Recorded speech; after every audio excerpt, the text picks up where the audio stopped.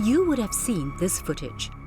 Last month, a tourist from India dramatically disappeared 8 meters underground in Kuala Lumpur. The woman was never found. How high is 8 meters? Well, imagine falling into a hole from this height. How can the earth suddenly open up beneath our feet? And while it happened in Malaysia, are we at risk in Singapore?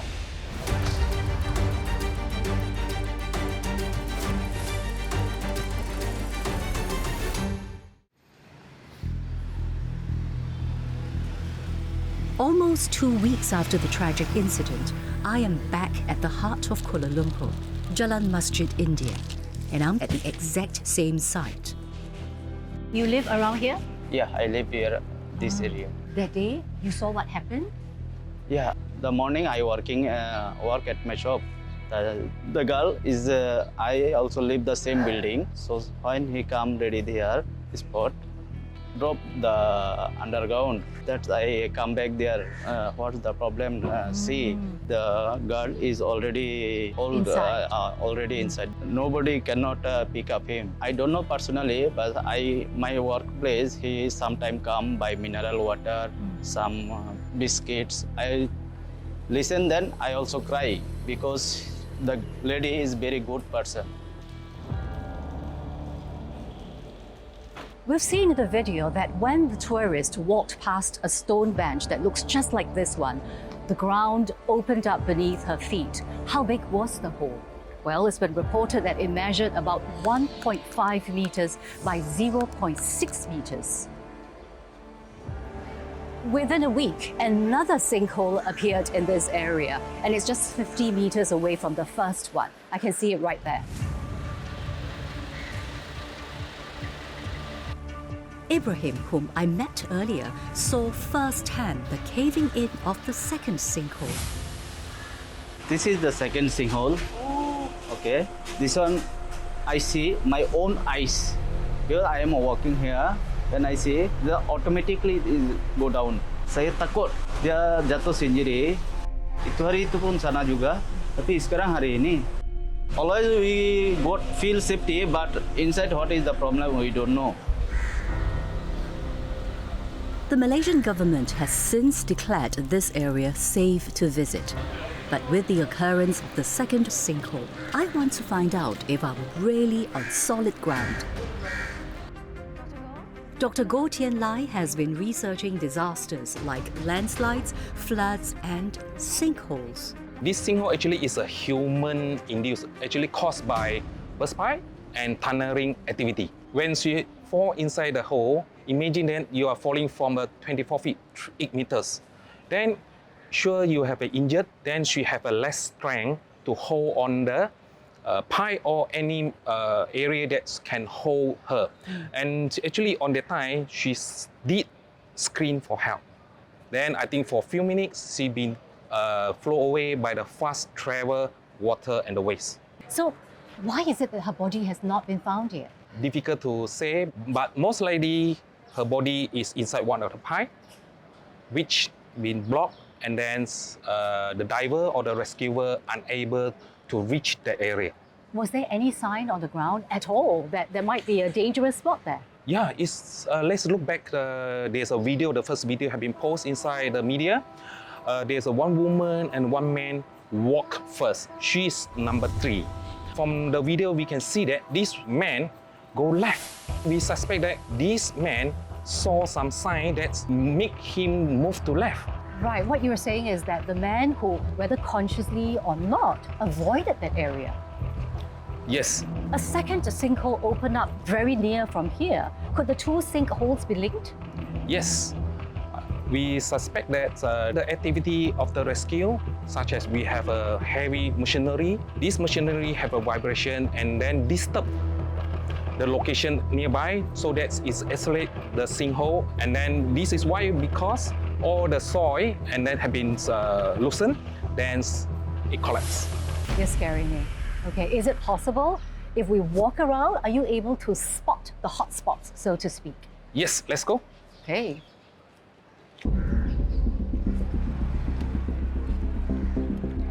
Diana, I have this.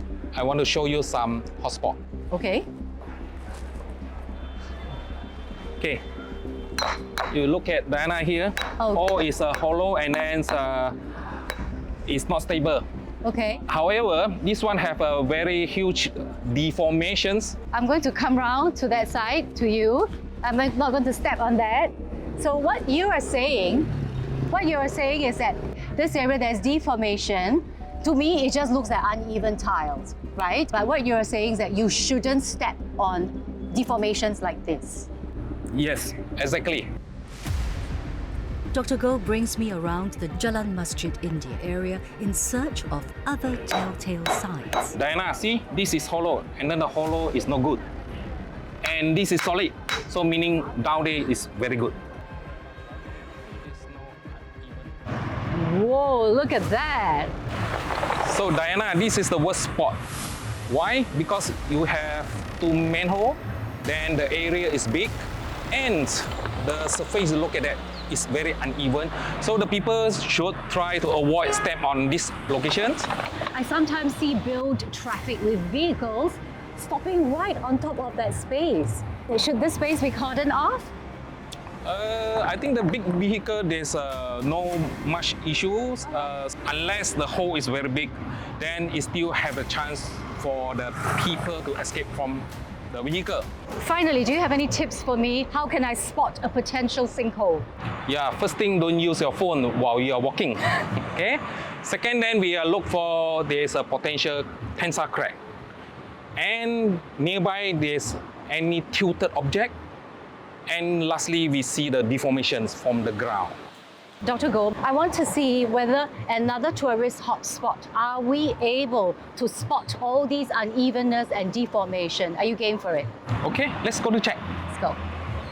Let's go. Dr. Goh, I assume you've been to Jalan Alor?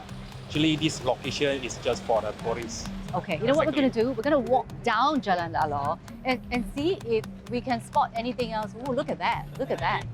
What is this? So maybe this one is Yeah. lorries or big vehicle heavy, just aim as a space. So for something like this, I might like twist an ankle or something, but I'm not exactly going to run into a sinkhole. Yes, exactly. Okay. There is no deformations.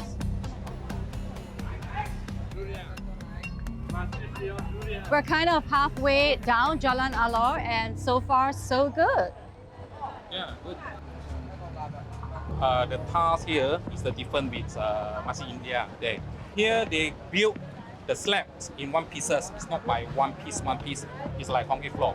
Compared to Masjid India there, the walkway is an interlocking path, so they do not have a much strength compared here. Yay! We are done. We are at the end of Jalan Alor. I think we are safe here. We Jalan are Alor. safe here. Woo.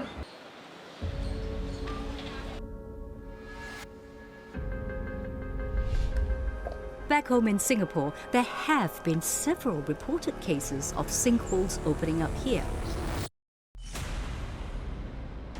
In 2013, sinkholes were reported at Keppel Road and Clementi Road. In 2014, a section of Upper Changi Road East caved in, causing a tipper truck to collapse into the road. Most recently, in 2022, a sinkhole appeared on a slip road along Farrer Road. Are we really as safe as we think? Oh, it's spreading. The void is spreading.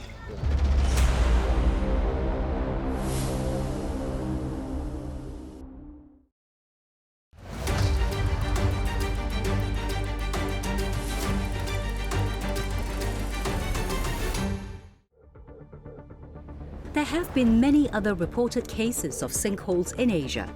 Most recently in August, 2 people were injured when their car was almost swallowed up by a sinkhole in South Korea. In 2016, a sinkhole appeared in the province of Nakhon Ratchasima in northeast Thailand, damaging buildings and roads. That same year, a sinkhole appeared in Sagay City in the Negros Occidental province of the Philippines. And back in 2008, a sinkhole appeared in Ipoh in northern Peninsula, Malaysia. Most of these sinkholes occurred in regions rich in limestone deposits. I want to know whether Singapore might be rich in limestone and if we are at risk. Let me show you something that's typical in Jurong Formation in southwest of Singapore. This rock has little bit limestone in it. So why is it that regions lying over limestone deposits can be more prone to sinkholes? Let me show you. That's the soft limestone and I put acidic water on it. You see it's dissolving. So when acidic water come in contact with limestone rock, gypsum or dolomite, it dissolves the rocks and that produce small voids, holes, cavities. They grow bigger and when the earth can't sustain the load, they just collapse and form this sinkhole.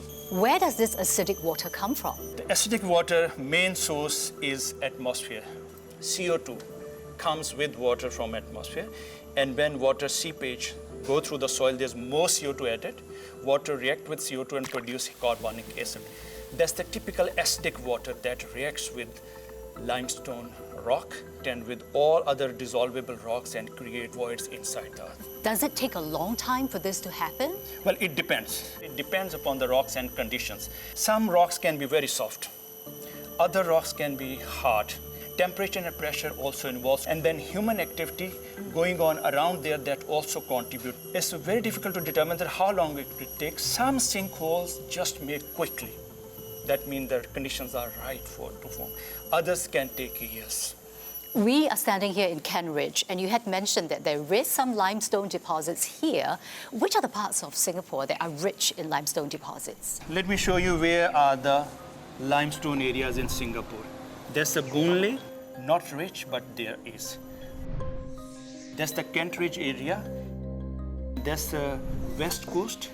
Also some in Changi. There's the known areas that we know. Does this mean that these areas are more at risk of natural sinkholes? So it is not rich in limestone. These all areas have minor limestone layers with the other hard rock. That means it's unlikely. We've had sinkholes in the past. How did those happen? Mostly it was human activity because of construction and tunneling in the area. So Singapore doesn't have much limestone deposits, but with limited geographical space, utility infrastructure, expressways, rail systems, car parks, pedestrian links, and even shopping malls are all built underground. With so much going on below the surface, I want to know what's being done to make sure we stand on solid ground. David Ng has spent the past 25 years developing underground spaces in Singapore. And today he's digging for sand to show me how a sinkhole can form because of a burst pipe, a reported cause of the one in Kuala Lumpur. I have set up an experiment here to show you how a void can be created underground due to a leak pipe. This is going to be underground and I'm going to fill the sand later to the top here.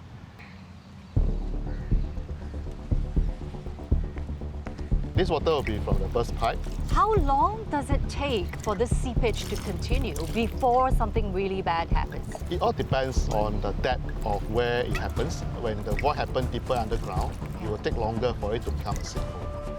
Oh goodness, I can see the void at the back. There's a hole forming at the back. Oh, it's spreading. The void is spreading.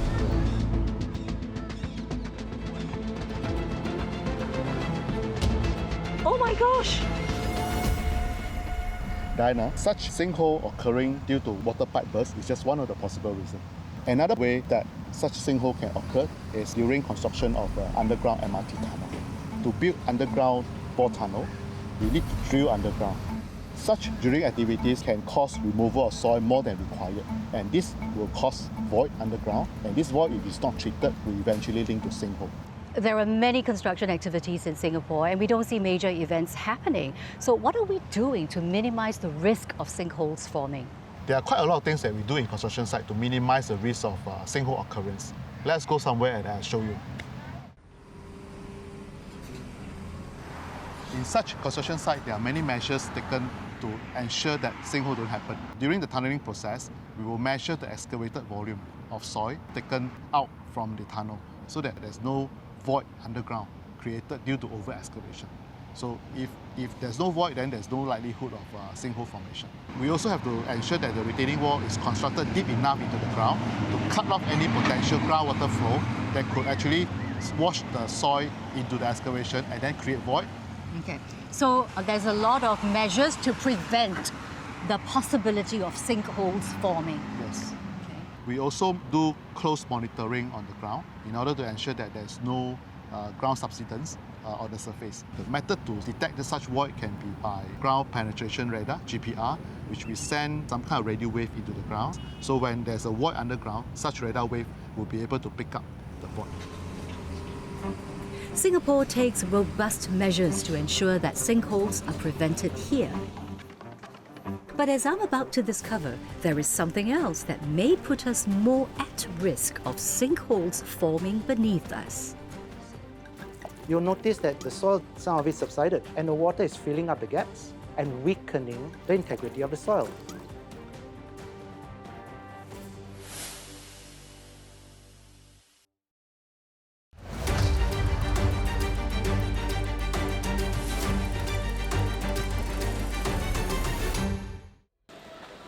Sinkholes can occur when voids underground are frequently exposed to water, like a leaked pipe.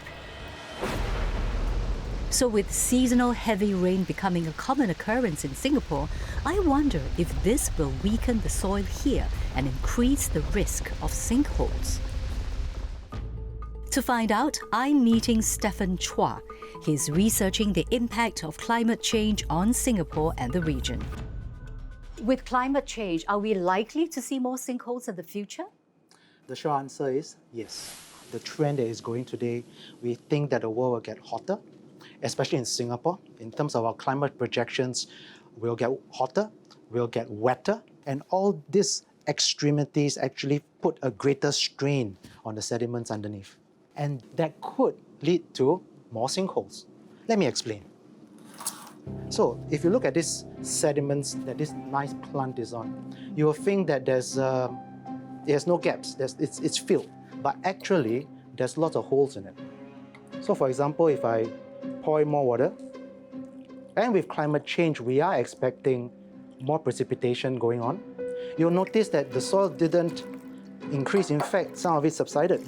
And the water is filling up the gaps and weakening the integrity of the soil. And up to a point where the sediments cannot hold this water, the water will go elsewhere. And anything that creates structural weakening potentially creates holes in the ground, leading to greater risks of sinkholes. So we've been talking about heavy rainfall. What about the opposite extreme? We have seen a correlation between drought and more sinkholes in Florida, where there's a paper that says that with every 0.1 degrees Celsius in increase in global temperature, they have 1 to 3% more sinkholes. Drought dries up the ground, it lowers your water table, hence causing weaknesses in the soil as well. I'm not connecting between the beautifully tiled pavement that I walk on and this soil. Yes. Is it really the soil underneath? It is. Actually, Singapore, as you know, is an urban area, so there's a lot of concrete. But underneath that concrete is actually sediment like soil. In Singapore, there is a lot of construction activity. What does climate change mean for this sector? I think it means that the construction protocols have to be more and more stringent. I think we are already doing very well. A lot of the construction practices has been well managed in Singapore, and hence we have very low sinkhole occurrences. It may be low risk here in Singapore, but does it mean that we are entirely safe? Actually, that's a good question because we Singaporeans love to travel, right? Globally, there are areas where the likelihood of sinkholes is higher. For example, in places where there's limestone underneath, these rocks are soluble. And so if you are in such places where it's more susceptible, limestone areas in and around Southeast Asia, just be more wary, especially if there's periods of high rainfall or drought that weakens some of these underground conditions already. Sinkholes form when the support surface, usually concrete, loses the support from the soil beneath, and they can be triggered in a matter of minutes. So what do I do if the ground shifts beneath my feet? I want to know how I can protect myself should I ever fall into a sinkhole. Wilderness medic Tingjin Zhang is no stranger to emergency situations. So this is the closest that I can find to a sinkhole in Singapore. Ooh, okay, so what should I do if I ever fall into one of these? Well, the first thing that you want to do is to try and grab onto anything you can on the sides to try and actually break your fall or give you a chance of staying out of the hole. What happens if I don't manage to break the fall and I fall right in? Well, I think the best way to answer that question is to jump right in. Let's do it. Okay, so 1, 2, and 3.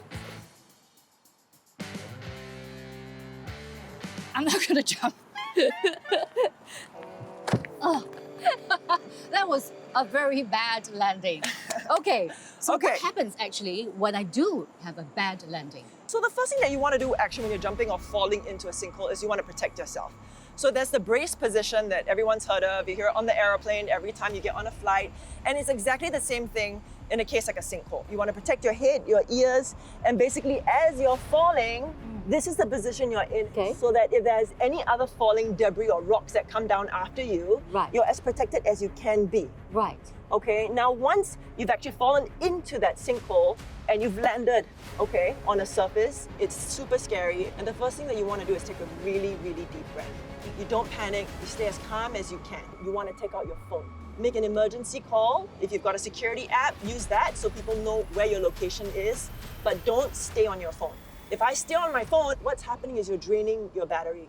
And this is your lifeline. Okay, so very important. Conserve energy in myself as well as on my cell phone. So after you've made that emergency call, you want to stay in this fetal position. This is the unpredictability of the nature of a sinkhole, is that there are loose rock on the side.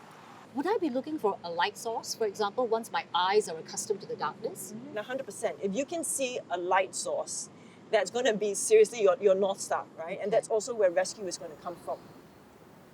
Here in Singapore, the chances of me falling into a sinkhole are pretty low. But still, those survival tips will come in handy if I ever find myself in an emergency situation.